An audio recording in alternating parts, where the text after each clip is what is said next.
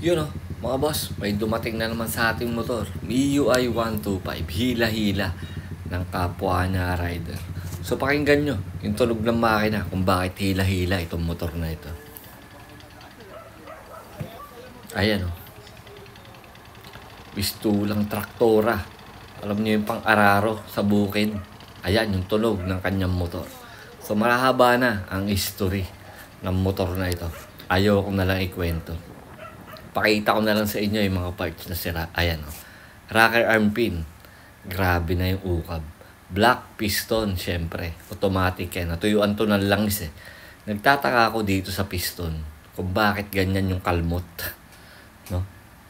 Grabe yung piston. So hindi ko na rin inalam. Pati yung timing, naka-advance ng 3 ngipin ng kadena. Pero naka-timing yan. Overlap boys. Pasok. Baka sabihin nyo na naman, ikutin ko ng 720 degrees para tumiming.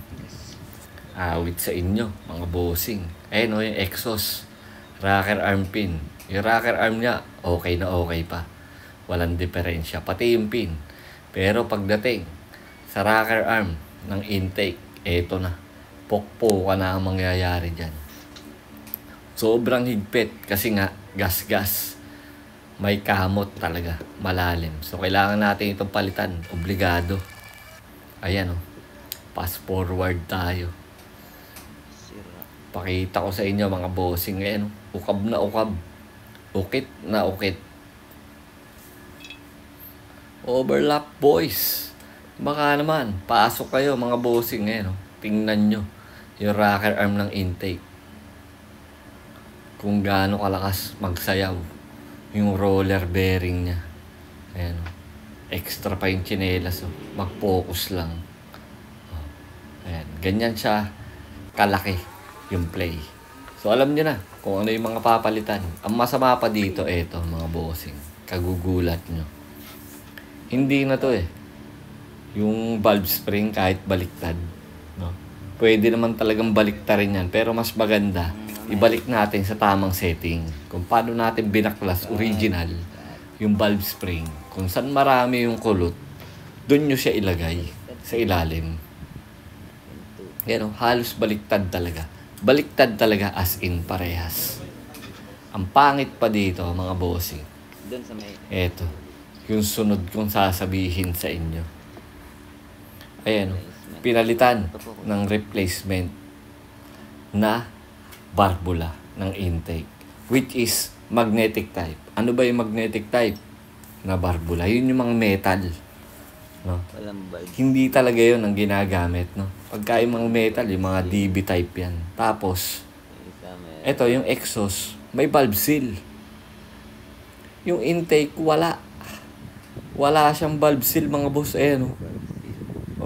Exhaust meron, pero yung intake wala. So, hindi ko alam kung anong klaseng mekaniko yung gumawa dito. Pero wala tayong babanggitin. So, fast forward tayo sa kung anong nangyari. Ganyan na siya kalinis ngayon. Para siyang brand new. Throttle body, intake manifold, cam gear. Siyempre, bago ang black set niyan. Antimano, papalitan natin. Tingnan nyo naman.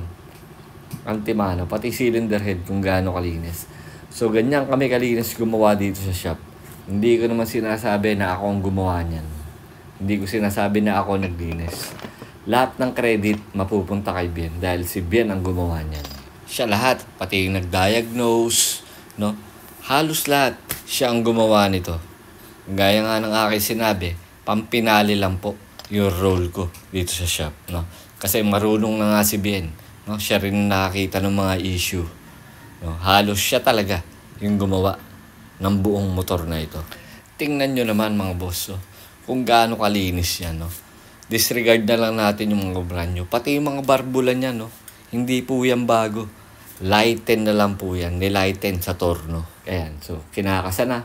Yung mga parts, ayan, brand new yan, syempre. Kasama naman dyan yung customer. Kitang-kita ng customer yan kung paano buuin. And to the point na buo na yung motor mga boss. So, ito inabot na ng gabi kasi pinalitan pa ito ng ball race. Naghintay pa rin tayo ng parts. So, i-start natin mga boss. Pakinggan nyo yung tunog ng MIUI 125 na ito compared kanina nung hindi pa nagagawa. Ayan o, naka-start na siya. Naka-check engine, it's because putol po ang speedometer cable nito. Wala tayong magagawa ngayon kasi nga wala tayong spare parts ng speedometer cable. Pero yung tunog ng makina, ayan, so parang brand new talaga siya. Ayaw ko nalang ikwento sa inyo yung history nito kasi baka mabash nyo pa ako. Baka sabihin nyo naninira ako ng iba. So eto na lang, pakinggan nyo na lang.